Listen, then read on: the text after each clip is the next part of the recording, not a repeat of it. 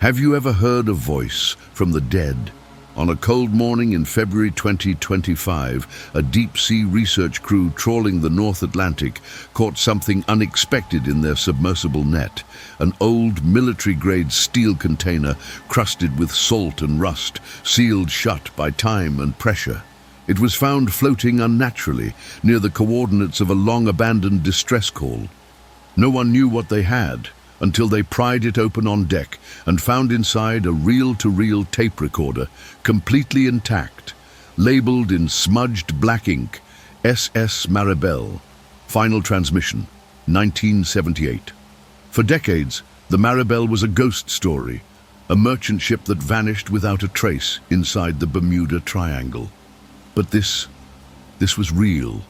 When the tape was finally played at a naval facility in Jacksonville, Florida, no one could move.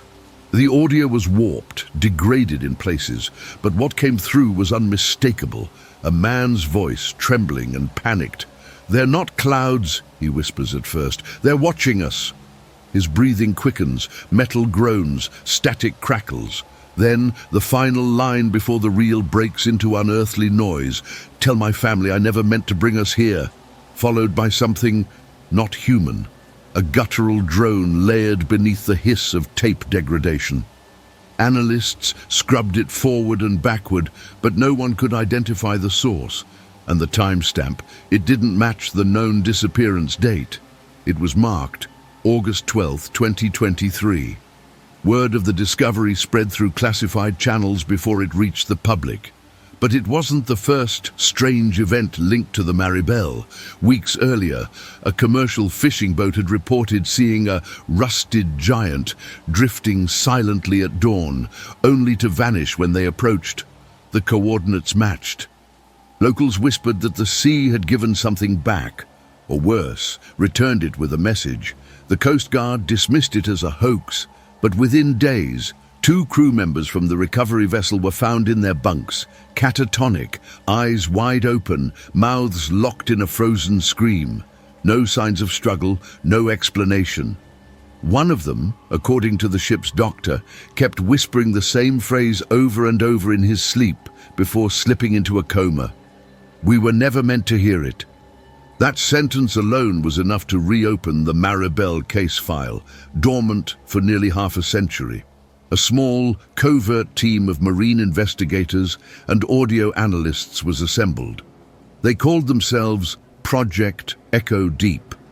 Their goal, to trace the origins of the signal, locate any physical remnants of the ship, and, if possible, understand what had happened in those final moments. But the deeper they looked, the less the ocean gave up. It wasn't just hiding something, it was protecting it. And then came the second tape. It wasn't found in the ocean, but in a safety deposit box in a bank in Key West. The key had been mailed anonymously, postmarked from the Bahamas. Inside the box was another reel, identical in style and age, but this one had no label, only a note. "If you listen, you must finish what he started." There were no fingerprints, no camera footage of who delivered it. Just silence, and the slow, cold realization that the Maribelle hadn't been lost to a storm or sabotage, but to something far older and far more deliberate. The kind of thing that doesn't sink a ship, it erases it. Some maps are made to guide you, others to warn you. The Bermuda Triangle, often dismissed as a maritime myth, has haunted cartographers and sailors for centuries. Its borders are not officially marked, yet every mariner knows them by instinct. A vast stretch of ocean between Miami, Bermuda, and Puerto Rico. Within this triangle lies a silence too heavy, waters too still. The air grows thick, and the sky feels too close. Even the birds avoid flying directly over its heart. Naval charts quietly note this place with unusual caution, not with warnings of pirates or weather, but with blank spaces where data should be. As if the ocean itself refuses to be measured there. Early records trace back to Christopher Columbus, who on his first voyage in 1492 wrote of erratic compass readings flaming fireballs descending from the sky, and strange dancing lights beneath the sea's surface. He described how his crew grew agitated, swearing they heard voices calling from the waves. Over 500 years later, his exact path cuts through what we now call the Bermuda Triangle. His entries were dismissed as exhaustion-induced hallucinations until modern sailors began to echo the same stories. When asked to describe the feeling, one retired Navy captain put it simply, "It's like being watched by something that has never known sunlight. But the true dread lies not just in what's seen, but in what vanishes." A statistical map of disappearances in the triangle reveals an unsettling pattern. Entire flight paths bend unnaturally to avoid the region.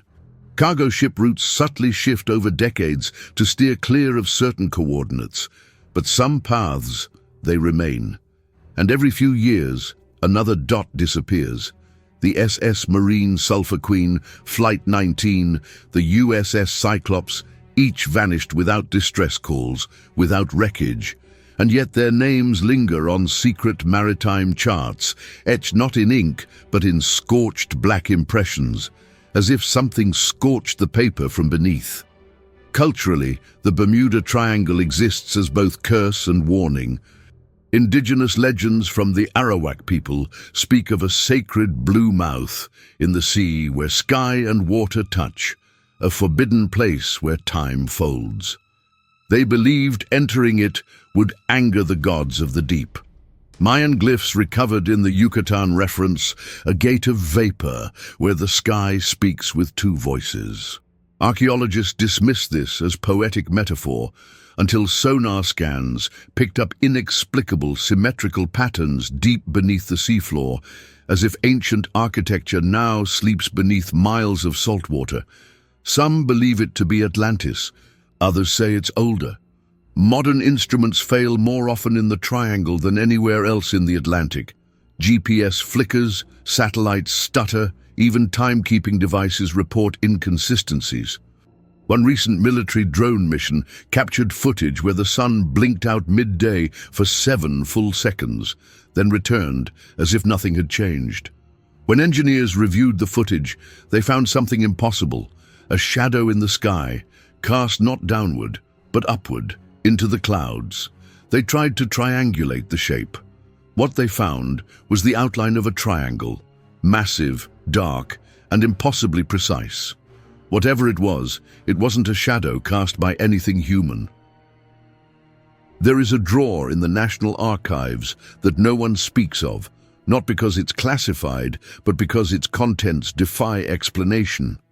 Inside are files with yellowed pages and redacted reports, each stamped with the same chilling phrase, "Vessel lost, no trace." These are not the fictions of tabloids, but cold, bureaucratic records of ships and planes swallowed by the Bermuda Triangle. The most famous is Flight 19, a squadron of 5 Navy torpedo bombers that vanished on December 5, 1945, during a routine training mission. Radio transmissions captured their final confusion. "We can't find West. Everything looks strange. We don't know where we are," said the lead pilot before the signal was lost. Moments later, the rescue plane sent to find them disappeared as well. But Flight 19 was not the first, nor the last. The USS Cyclops, a massive Navy fuel ship, vanished in 1918 with 309 men aboard. No distress call, no wreckage, just gone. It remains the single largest non-combat loss of life in US Navy history. Even stranger, its 2 sister ships, Proteus and Nereus, also disappeared in the Triangle years later under eerily similar circumstances. Some called it coincidence. Others whispered of a predator in the deep, something ancient, calculating, and utterly patient. Then there's the story of the SS Cotopaxi, a steamship that vanished in 1925. In 2020, the ship mysteriously reappeared, intact and adrift, off the coast of Cuba, with no crew and decades of salt encrusting its decks. Cuban authorities investigated, but found no human remains. Only a journal, preserved in a sealed container in the captain's quarters. The last entry read, "The sky cracked open like an eye. The sea spoke our names." The US government quietly retrieved the vessel. The journal was never made public, but rumors claim it contains coordinates for a place not found on any map. Coordinates that form a perfect equilateral triangle beneath the sea. For decades, survivors were dismissed, but their stories persist in whispers. One pilot, rescued after his small plane drifted off course into the triangle, claimed time skipped. He saw stars during daylight. He heard his own voice from the radio, speaking words he hadn't yet said. Another survivor, a sailor from a fishing boat caught in a sudden storm, emerged days later drifting in a lifeboat alone, skin sunburned but eyes completely white. He never spoke again. The Coast Guard logged his case as exposure and dehydration, but the examining medic noted something strange in his report. His blood contains properties I've only seen in deep-sea fauna. This man has been somewhere we haven't. Indeed, the deeper you dive into these records, the more it feels less like a place of accidents and more like a design. The names of the lost aren't random. They follow a rhythm. Every 33 months on average, a disappearance. Some believe it's a cycle. Others say it's a feeding. But one thing is certain, these aren't isolated incidents.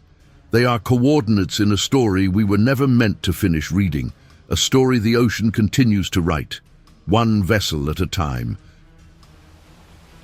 They say the ocean is nature's great equalizer, but in the Bermuda Triangle, even nature lies. Meteorologists and oceanographers have long attempted to calm public fear by citing environmental causes behind the triangle's legacy of vanishings. On the surface, the explanations are persuasive. The Gulf Stream, a powerful underwater river flowing within the Atlantic, can reach speeds of 5.6 miles per hour. It churns unpredictably, dragging vessels far off course or pulling them beneath the waves before a single flare can be fired. Combine that with the region's high frequency of tropical storms, sudden squalls and hurricane activity, and you have a recipe for maritime disaster. A perfectly logical cocktail of chaos. But logic only takes us so far. Take, for example, the air bomb phenomenon, discovered in 2016 via satellite imagery. Scientists observed strange, hexagonal cloud formations hovering above the triangle, creating downward blasts of wind reaching up to 170 miles per hour. These microbursts could instantly flatten waves, snap aircraft wings, and capsize even large ships. But no one could explain why these formations appeared only over this particular region. One meteorologist called them atmospheric assassins. Another, less publicly, described them as the breath of something old. In every test run on simulators, the destruction was instantaneous, no time to react, no chance to survive. Then there's the mystery of methane hydrate eruptions. Beneath the seafloor of the triangle lie vast deposits of methane trapped in crystalline ice. If disturbed, they can release explosive bursts of gas that reduce the density of the surrounding water, causing ships to lose buoyancy and sink in seconds. The theory is compelling. Lab tests have proven the effect. But there's a catch. No large-scale methane release has been recorded in that region for thousands of years. And yet, the disappearances continue. One researcher described the idea as scientific comfort food, an answer we want to believe because the alternative is far more disturbing. And what of rogue waves? These towering ocean anomalies over 100 feet tall appear without warning and vanish just as quickly. Only in recent decades has science confirmed their existence. Radar captured them slamming into oil rigs with the force of a freight train. The triangle, it turns out, sits in a convergence zone where multiple weather systems collide, making it a prime breeding ground for these monsters. But survivors of rogue wave incidents speak of something else. One sailor claimed he saw A wall of water with something inside it, something that blinked. Another described a wave that moved sideways, following their boat. Even with these explanations, a pattern emerges, one that science hesitates to address. Many of the theories account for singular disappearances, storms, methane, mechanical failure. But none explain the clusters, the precision of dates, or why so many vessels lost in the triangle share the same final radio transmission. Silence followed by static, then a deep, unnatural hum. It's as if the ocean wants us to understand, but only just enough to feel safe before the next one vanishes. And perhaps that's the most terrifying deception of all. Not that nature is chaotic, but that it might be following a plan. They say the ocean hides things not because it wants to, but because it remembers. In 1968, off the coast of Bimini Island in the Bahamas, divers discovered what appeared to be a massive underwater structure. Rows of rectangular stones, smooth-edged, aligned with unnatural precision. It was dubbed the Bimini Road, and while many scientists chalked it up to natural limestone formations shaped by centuries of erosion, others weren't so sure. The stones bore markings, grooves too symmetrical, too intentional, and deeper down, beneath layers of sediment, sonar revealed more shapes. Pyramidal, geometric, buried, like the remnants of a city swallowed by the ocean. Locals had long whispered of such things. Stories passed down by the Lucayan people spoke of breathing stones, and lights beneath the sea that sang with voices not of men. The legend told of a land that once lived in harmony with the stars, ruled by priests who harnessed power from crystals deep within the earth. That land, they said, fell into the ocean, not by flood, but by will, a punishment or a retreat. Some believe this is the lost city of Atlantis. Others say Atlantis is just the name we gave to something much worse. Expeditions returned with strange results. Divers' equipment failed near the site. Compasses spun. Communication radios emitted low hums that matched no known frequency. One team claimed they retrieved a shard of crystal from beneath the stones, clear, humming and warm to the touch, despite being submerged for centuries. It was sent to a lab in Geneva. Within a week, the lab burned to the ground. No official cause was released. No copy of the analysis was ever recovered. But the diver who carried the shard, he hasn't spoken a word since. Theories began to spiral. Was the Bimini Road a piece of ancient technology? A conduit for energy? Possibly even a weapon? Some fringe physicists suggested the triangle's anomalies could be caused by an electromagnetic field generated by subterranean crystal structures. Others went further, proposing the crystals were not man-made, but grown, alive, reacting to the presence of certain vessels, perhaps even choosing them. It was easy to dismiss, until satellite scans of the region revealed faint pulses of light flickering beneath the surface. Not reflections, not sonar glitches.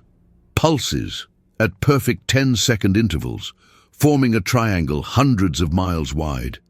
And then there was the diver who surfaced after 20 minutes of radio silence, eyes wide, shaking, whispering the same thing over and over. "They're still dreaming down there." When asked who, he simply pointed toward the sea and wept. He didn't remember diving, he didn't remember the team, but he knew one thing: something had looked back at him, not through water, not through time, but through memory, as if the ocean itself had recognized him, and in that moment remembered something he had yet to live. The first thing they always say is the same: it wasn't normal fog. In the Bermuda Triangle, pilots and sailors alike have reported an atmospheric anomaly so consistent it now carries a name in certain naval circles: the Veil. It appears without warning, a wall of dense grey mist rising from the ocean, like breath from an unseen mouth. Unlike regular fog, it doesn't drift. It stands, motionless, silent, Temperatures drop as you approach it, and instruments begin to fail. First the compass, then the altimeter, then the clock. Radios buzz with static laced with whispers, words spoken in languages no one can place. Those who make it out often report the same sensation. The moment you cross into the fog, something enters with you. One of the most documented encounters occurred in 1970, when pilot Bruce Gernon and his father were flying a Beechcraft Bonanza from Andros Island to Florida. According to Gernon, they flew into an elliptical-shaped cloud that formed a tunnel around the aircraft. The inside pulsed with flickering light, and the air grew heavy, like flying through syrup. Their plane should have taken over an hour to reach the coast. Instead, they exited the tunnel and found themselves directly over Miami Beach in 47 minutes. Gernon later said, "We were missing time. I don't know how, but we were taken through something." Scientists dismissed it as faulty instruments, but the FAA quietly flagged the coordinates, unofficially. Another incident surfaced in a classified 1987 Coast Guard report. A rescue helicopter flying over a capsized fishing boat in the Triangle suddenly vanished from radar. Communications were lost. 17 minutes later, the helicopter reappeared, hovering in place, fully operational, with all systems functioning. But the crew inside had no memory of the missing time. Their watches were wrong. Their internal clocks were off. One crew member claimed he saw stars moving beneath the ocean as they passed through the fog. He drew them on his flight log, a pattern matching a star cluster that hadn't been visible from Earth in over 2,000 years. The phenomenon isn't limited to aircraft. Cargo ships have reported sailing into dense fog, where visibility drops to zero, only to emerge days later hundreds of miles off course, with no fuel consumption recorded. One chilling account came from a Japanese freighter whose crew found an abandoned yacht drifting inside the mist. The yacht's table was still set for dinner. The food was warm. A nearby clock had melted, not burned. Time doesn't just bend in the Triangle, sometimes it liquefies. But what makes the veil truly terrifying isn't what it hides, but what it allows through. Some believe the fog is a threshold, a membrane, a barrier between worlds stretched thin over this specific point on Earth. And sometimes when the weather is right and the stars align, something on the other side reaches through. Not to kill, not even to observe, but to replace. A few who have passed through the fog speak of waking up with memories they don't recognize, dreams of places they've never been, and a gnawing certainty that the life they return to is not the one they left behind. Time in the Bermuda Triangle is not a straight line. It folds, loops, vanishes. Of all the strange phenomena tied to this cursed stretch of ocean, none disturb scientists more than the consistent reports of time distortion. Clocks run backward. Digital instruments freeze or jump ahead hours. Ships thought to be missing for years reappear in pristine condition, their calendars untouched. One chilling case involved the Seabird, a small pleasure yacht registered in Fort Lauderdale, which disappeared in 1999 with 2 passengers aboard. It was found adrift in 2021. Sails still raised, food fresh in the galley, a cell phone still charged on the dashboard. Its last text message reading, "Just saw the weirdest lightning." The boat had no signs of wear, but its hull had barnacles known only to deep-sea wrecks, submerged for decades. Pilots have long been taught to mistrust their instruments when flying over the Triangle. But what do you do when it's not the compass that lies, but your memory? In 2013, a flight instructor and his student reported a strange hum in their headphones before experiencing a complete blackout mid-air. When they landed in Nassau, they found that 4 hours had passed, though their fuel gauge had only dropped the equivalent of 20 minutes of flight time. They were disoriented, confused. Worse, the logbook in the cockpit had been filled out during the missing hours by the instructor's own handwriting. He swears he doesn't remember writing it. The most alarming evidence came in 2024, when a black box was recovered from a commercial cargo plane that vanished en route from San Juan to Miami. The recording begins with normal tower chatter, then cuts to silence for 40 minutes. Then a voice returns, slow, confused, echoing as if recorded inside a cave. "We are not in the air anymore. I see stars. Where's the sun?" Then a garbled phrase, "It's tomorrow. No, it's before." Experts analyzing the audio noticed a frequency beneath human hearing, 17 hertz, often associated with discomfort, paranoia, and death. The signal has since been dubbed the pulse. Some physicists suggest that the Bermuda Triangle may sit on a geomagnetic anomaly, where gravitational fluctuations or Earth's magnetic field could cause temporal drag, a kind of ripple in time. Others believe it's the result of quantum instability caused by subterranean crystal structures.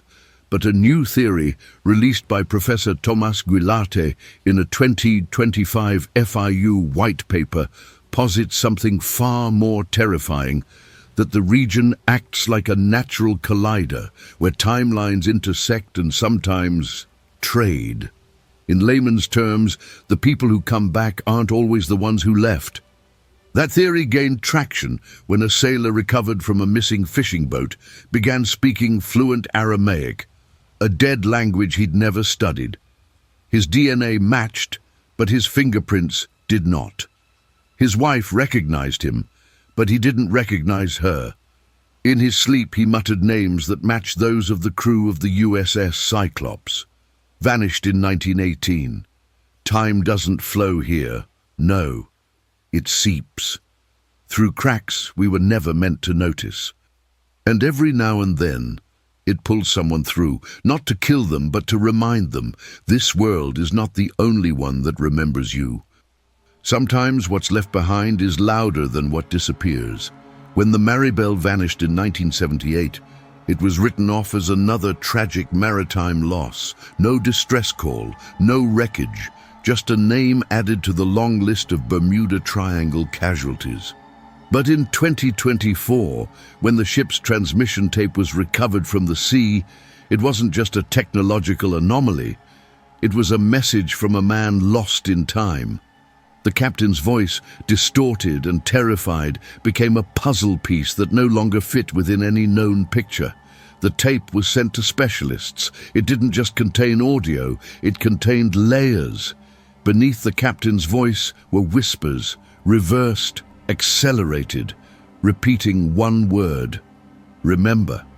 In the wake of the tape's discovery, Project Echo Deep, a shadow initiative composed of linguists, cryptographers, and psychological experts, began reinvestigating those connected to the Maribelle. That's when they found her, Claudia Rains, daughter of Captain Samuel Rains. She was 8 when the Maribelle vanished. She hadn't spoken publicly since. Now, in her 50s, she agreed to meet with investigators under one condition. They had to read something. Letters. Dozens of them. Mailed to her once a year for 47 years. Always on the same date, always postmarked from different locations around the world. The handwriting was her father's.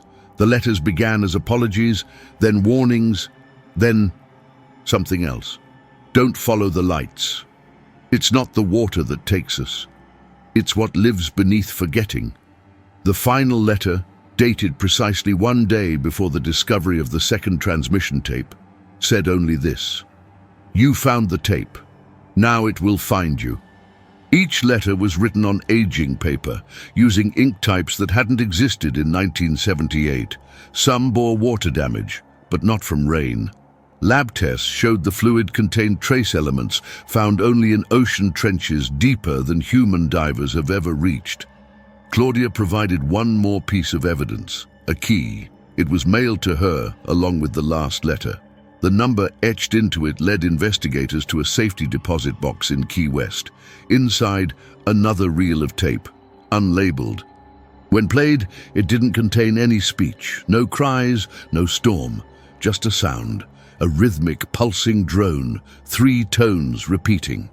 The pattern matched a distress signal, but it wasn't registered to any nation's military code, and when played backwards, audio analysts detected something beneath it, a recording of Claudia herself as a child, singing. And then came the most chilling discovery. The melody she was humming matched a lullaby documented in a sailor's journal from 1624. A sailor who had sailed through the Bermuda region and claimed to have heard a choir of voices in the mist singing a song not yet written. The handwriting of that sailor matched that of Samuel Rains. Impossible unless some stories don't end. They just change narrators. Echo Deep shuttered the investigation weeks later, but the team never publicly released their findings. The official reason: the case is unresolved. But those who listened to the second tape had a different phrase. The case is still speaking. The coordinates came from the second tape, buried beneath that droning tone, hidden in a sequence of sonar pulses. When decoded, they pointed to a stretch of seafloor in the eastern quadrant of the Bermuda Triangle, 900 meters deep. A place so unremarkable on the charts that no vessel had ever intentionally mapped it. The waters above it were deceptively calm, too calm, as if something down there didn't like to be disturbed. Project Echo Deep, against advisories from both NOAA and the US Navy, launched a classified dive mission. They called it Echo Descent. The submersible was equipped with high-pressure hull plating, sonar, infrared, and a full audio suite. As it descended, the water grew darker, not gradually, but all at once, like a curtain falling. By 700 meters, radio communications began to distort. At 800 meters, the sonar began to echo, not just the subzone ping, but something else, a return signal. 3 pings, then silence, then 3 more. The team inside said it felt like being measured, like something knew they were coming. When they reached 900 meters, the cameras came online, and there it was, the Maribelle, resting perfectly upright on the seafloor. No damage, no decay, lights still intact, propellers still. Except one thing was wrong. The date stenciled on the hull read 2023. The dive crew didn't know how to react. This ship, lost in 1978, was somehow newer than when it vanished. The lettering was fresh, the paint unworn. And then the submersible's lights flickered, not because of malfunction, but because something outside the ship reflected them back. At first, they thought it was sediment. Then the shape began to shift, a ripple in the water, a curve, like something massive moving just beyond visibility. The light stabilized, and that's when they saw it. An eye embedded in the dark, larger than the submersible itself, unblinking, reflective, alive. And it wasn't just watching, it was remembering. Audio recordings from the dive captured the moment the crew began to panic. Breathing accelerated. One voice whispered, "Something's wrong with the clocks." Another said, "We're not descending anymore. We're rising, but the depth keeps increasing." Then the feed cut. Not because of a malfunction, but because something, somehow, closed the transmission, a manual shutdown from inside. When the backup system kicked in 12 minutes later, there was only one voice left, calm, measured. "Tell them we've seen the dreamer. Tell them it's not asleep anymore." Then static. The recovery team surfaced 2 hours later with the submersible intact. But the cockpit was empty. No bodies, no signs of struggle. Just a thin layer of sea salt dusting every surface. In the co-pilot's seat was a notebook. Blank, except for one sentence written on the last page. "You found us because we let you." The Maribelle was never seen again. Not on sonar, not on satellite, not even on the final GPS log. It simply wasn't there. As if the ocean had closed its palm and taken back its secret. 2 weeks after the Echo descent mission, something washed ashore on a beach in Nova Scotia. A man, naked, sunburned, covered in spiraled markings that glowed faintly under ultraviolet light. He was found kneeling in the sand, facing the sea, eyes wide open and blind. Authorities tried to identify him. Facial recognition gave one result: Lieutenant Mark Holloway, one of the Echo deep divers who disappeared during the final dive. But the man was 30 years older than Holloway's last confirmed photograph, and his fingerprints matched no one. He was taken to a secure facility where he spoke a language no one recognized. But when a linguist played the first transmission tape from the Maribelle aloud during a test, the man stopped breathing. Then, with perfect clarity, he said in English, "That voice belongs to the first one they chose." He would speak no more. But over the next week, his skin began to change, harden, crack, emit heat. It wasn't a disease, it was conversion. Something was rewriting him. A biologist on site theorized his cells were replicating a deep-sea organism, not catalogued by science. Then the man simply evaporated. No body, just a puddle of salt and a single spiral etched into the tile beneath where he'd been lying. Following his disappearance, something strange happened. Worldwide reports emerged of ships seeing reflections in water that weren't their own. Drones malfunctioned over the Atlantic. A lighthouse keeper off the coast of Bermuda sent a distress call before abandoning his post, his final transmission simply repeating, "They are surfacing. They are surfacing." The triangle was no longer a place, it was expanding. The ocean was remembering. And then came the dreams. Hundreds of people across the globe, separated by age, language and culture, began reporting identical night terrors. A rusted ship in perfect stillness, surrounded by an ocean that breathed. Always the same. Always ending with a voice whispering from beneath the waves, "You were never alone in the dark." Scientists labeled it mass psychogenic illness. But the dreams continue, and some wake up with wet footprints leading away from their beds. Project Echo. Deep no longer exists, or so we're told. Its records have been scrubbed, its members untraceable. But rumors say they're still listening, not to the sea, but to what's beneath it. Watching for the next tape, waiting for the next return.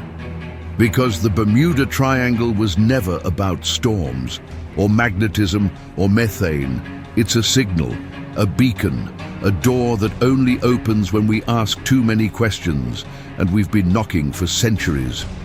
The last recovered message from the Maribelle's final recording, enhanced and slowed to human hearing, reveals 7 words, spoken in a voice unlike any man or woman. "You forgot us, but we remember you."